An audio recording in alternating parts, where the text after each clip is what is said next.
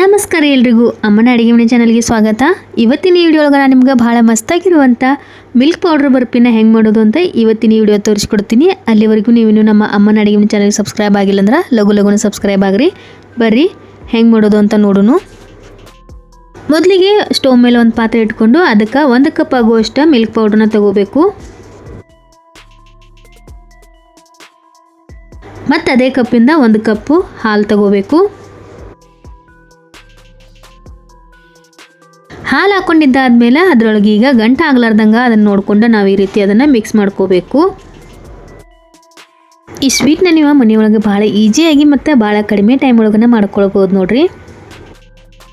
Milk powder ಹಾಲೊಳಗೆ mix ಆದಮೇಲೆ ನಾವು milk powder ಮತ್ತು ಹಾಲು ತೊಗೊಂಡಿದ್ದಂಥ ಕಪ್ಪಲೇನ ನಾವೀಗ ಅರ್ಧ ಕಪ್ಪಷ್ಟು ಸಕ್ಕರೆ ಹಾಕ್ಕೋಬೇಕು. ಸಕ್ಕರೆ ಹಾಕ್ಕೊಂಡಿದ್ದಾದ್ಮೇಲೆ ಕೈ ಬಿಡ್ದೇನೆ ಈ ರೀತಿ ನಾವು ಅದನ್ನು ತಿರುಗ್ತಾನೆ ಇರ್ಬೇಕು ರೀ. ಇಲ್ಲಾಂದ್ರೆ ಅದು ತಳ ಹಿಡ್ಕೋತೈತಿ. ಅದಕ್ಕೆ ನಾವು ಇದನ್ನು ಕೈ ಬಿಡ್ಲಾರ್ದ ತಿರುಗ್ಕೊತ ಇರ್ಬೇಕು ನೋಡ್ರಿ. ಸಕ್ಕರೆ ಎಲ್ಲ ಕರಗಿದಾದ್ಮೇಲೆ ಈಗ ಇದರೊಳಗೆ 1 ಟೀ ಸ್ಪೂನ್ ಅಷ್ಟು ತುಪ್ಪ ಹಾಕ್ಕೋಬೇಕು. ತುಪ್ಪ ಹಾಕೊಳ್ಳೋದ್ರಿಂದ ಫ್ಲೇವರ ಭಾಳ ಮಸ್ತ್ ಬರ್ತೈತಿ ಮತ್ತು ರುಚಿನೂ ಭಾಳ ಮಸ್ತಾಗಿರ್ತೈತಿ. ಅದ್ರ ಸಲುವಾಗಿ ನಾವು ತುಪ್ಪ ಹಾಕ್ಕೋಬೇಕು ನೋಡ್ರಿ. ತುಪ್ಪ ಹಾಕ್ಕೊಂಡಿದ್ದಾದ್ಮೇಲೆ ನೀವು ಇದೇ ರೀತಿ ಕೈ ಬಿಡ್ಲಾರ್ದ ತಿರುಗ್ಕೊಂತ ಇರಬೇಕಾಗ್ತೈತಿ. ನೀವು ಸ್ವಲ್ಪ ಕೈ ಬಿಟ್ರೂ ಅದು ತಳ ಹಿಡ್ಕೋತೈತಿ. ಅದ್ರ ಸಲುವಾಗಿ ಇದೇ ಥರ ನೀವು ಕೈ ಬಿಡ್ಲಾರ್ದನ ತಿರುಗ್ಕೊಂತ ಇರಬೇಕು. ಇವಾಗ ನೋಡ್ರಿ ಇದು ಸ್ವಲ್ಪ ಗಟ್ಟಿ ಆಗೈತಿ. ಇದು ಇನ್ನೂ ಗಟ್ಟಿ ಆಗಬೇಕು. ಅಲ್ಲಿ ತನಕ ನಾವು ಇದನ್ನು ಇದೇ ರೀತಿ ತಿರುಗ್ಕೊಂತ ಇರಬೇಕು ನೋಡ್ರಿ. ಈಗ ನೋಡ್ಬೋದು ನೀವು ಇದು ತಳ ಬಿಡೋದಕ್ಕೆ ಶುರು ಮಾಡೈತಿ. ಆದರೆ ಇದನ್ನು ರೆಡಿಯಾಗಿಲ್ಲ. ಇದನ್ನು ರೆಡಿ ಆಗಬೇಕಾದ್ರೆ 2 ರಿಂದ 3 ನಿಮಿಷ ಟೈಮ್ ಬೇಕು.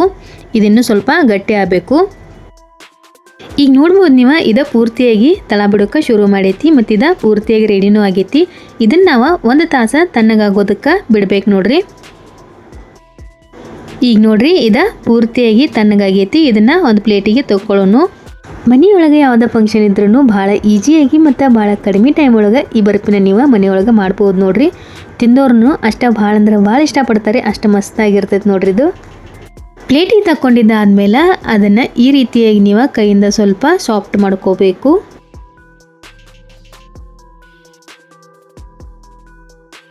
ಈಗ ಇದರೊಳಗೆ 2 ಭಾಗ ಮಾಡ್ಕೋಬೇಕು ನೋಡ್ರಿ ಸಮವಾಗಿ.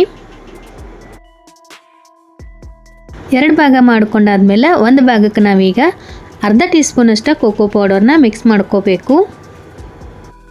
ಈ ಕೋಕೋ ಪೌಡ್ರ್ ಹಾಕ್ಕೊಳ್ಳೋದ್ರಿಂದ ನಮ್ಗೆ ಚಾಕ್ಲೇಟ್ ಫ್ಲೇವರ್ ಸಿಗ್ತೈತೆ ರೀ. ತಿನ್ನಕ್ಕೆ ಭಾರಿ ಮಸ್ತಾಗಿರೋಂಥ ಟೇಸ್ಟ್ ಇರ್ತೈತೆ ರೀ. ನಿಮಗೆ ಇಷ್ಟ ಅಂದ್ರೆ ಹಾಕ್ಕೊಳ್ಬೋದು. ಇಲ್ಲಾಂದ್ರೆ ನೀವು ಹಂಗೆ ಮಾಡ್ಕೊಂಡ್ರೂ ಮಸ್ತಾಗಿರ್ತೈತೆ ರೀ ಟೇಸ್ಟ್. ಈ ರೀತಿಯಾಗಿ ನಾನು 2 ಬಾಲ್ಸ ರೆಡಿ ಮಾಡ್ಕೊಂಡನಿ. ಇವಾಗ ಇವೆರಡನ್ನೂ ಲಟ್ಟಿಸ್ಕೋಬೇಕ್ರಿ ಈ ರೀತಿಯಾಗಿ.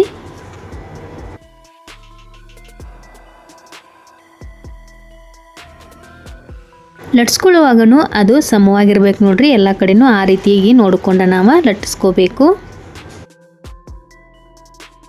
ಒಂದು ಮಿಲ್ಕ್ ಫ್ಲೇವರ್ ಇರ್ತೈತೆ ರೀ, ಇನ್ನೊಂದು ಚಾಕ್ಲೇಟ್ ಫ್ಲೇವರ. ತಿನ್ನಕ್ಕೆ ಎರಡೂ ಕೂಡಿದ್ರೆ ಬಹಳ ಮಸ್ತಾಗಿ ಟೇಸ್ಟ್ ಬರ್ತೈತೆ ರೀ. ನಾನು ಅದಕ್ಕೆ ಒಂದು ಮಿಲ್ಕ್ ಫ್ಲೇವರು ಇನ್ನೊಂದು ಚಾಕ್ಲೇಟ್ ಫ್ಲೇವರ್ ಆಗಿ ಮಾಡ್ಕೊಂಡೇನಿ ರೀ.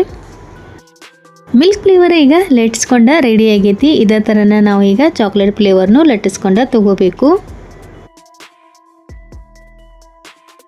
ಎರಡನ್ನೂ ಲಟ್ಟಿಸ್ಕೊಂಡಿದ್ದಾದ್ಮೇಲೆ ನಾನು ಕೆಳಗೆ ಮಿಲ್ಕ್ ಫ್ಲೇವರ್ ಹಾಕ್ಕೊಂಡನಿ. ಅದ್ರ ಮೇಲೆ ಚಾಕ್ಲೇಟ್ ಫ್ಲೇವರ ಹಾಕ್ಕೊಂಡನಿ. ಇದನ್ನು 1 ಗಂಟೆ ಸೆಟ್ ಆಗೋಕೆ ಬಿಡ್ಬೇಕು ನೋಡ್ರಿ.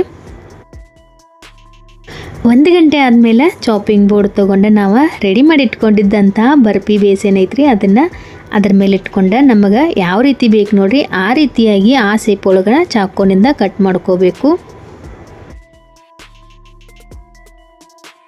ನಾನು ಈಗ ಇದನ್ನು ಡೈಮಂಡ್ ಶೇಪ್ ಒಳಗೆ ಕಟ್ ಮಾಡ್ಕೊತೀನಿ. ನಿಮ್ಗೆ ಸ್ಕ್ವೇರ್ ಶೇಪ್ ಬೇಕಂದ್ರೆ ನೀವು ಸ್ಕ್ವೇರ್ ಶೇಪ್ ಒಳಗೂ ಕಟ್ ಮಾಡ್ಕೊಳ್ಬೋದು. ನೋಡ್ಬೋದು ಈಗ ನಾನು ಈ ರೀತಿಯಾಗಿ ಕಟ್ ಮಾಡಿ ರೆಡಿ ಮಾಡಿ ಇಟ್ಕೊಂಡೇನೆ ನೋಡ್ರಿ. ಇದನ್ನು ಈಗ ಒಂದು ಪ್ಲೇಟ್ ಒಳಗೆ ಜೋಡಿಸ್ಕೊಳ್ಳೋನು. ಇಷ್ಟ ಸ್ಟೆಪ್ಸ್ನ ನೀವು ಫಾಲೋ ಮಾಡಿದ್ರಿ ಅಂದ್ರೆ ಮಸ್ತಾಗಿರುವಂಥ ಮಿಲ್ಕ್ ಪೌಡರ್ ಬರ್ಫಿ ಮನೆಯೊಳಗೆ ರೆಡಿ ಆಗ್ತಾವೆ ನೋಡ್ರಿ. ಇವತ್ತಿನ ಈ ರೆಸಿಪಿ ನಿಮ್ಗೆ ಇಷ್ಟ ಆಗೈತೆ ಅಂತ ತಿಳ್ಕೊಂತೀನಿ. ಇಷ್ಟ ಆಗಿದ್ರೆ ಲೈಕ್ ಮಾಡಿರಿ, ಶೇರ್ ಮಾಡಿರಿ, ಕಮೆಂಟ್ ಮಾಡಿರಿ. ನೀವು ಒಂದ್ಸಲ ಟ್ರೈ ಮಾಡಿ ಹೆಂಗೆ ಬಂತು ಅಂತ ನನಗೆ ಕಮೆಂಟ್ ಬಾಕ್ಸ್ ಒಳಗೆ ತಿಳಿಸೋದು ಮಾತ್ರ ಮರಿಬೇಡ್ರಿ. ನೀವು ಇನ್ನೂ ನಮ್ಮ ಅಮ್ಮನ ಅಡುಗೆ ಮನೆ ಚಾನಲ್ಗೆ ಸಬ್ಸ್ಕ್ರೈಬ್ ಆಗಿಲ್ಲ ಅಂದ್ರೆ ಲಘು ಸಬ್ಸ್ಕ್ರೈಬ್ ಆಗಿರಿ. ಇದೇ ಥರ ನಮ್ಮ ಚಾನಲ್ಗೆ ಸಪೋರ್ಟ್ ಮಾಡ್ತಾಯಿರಿ. Thanks for watching.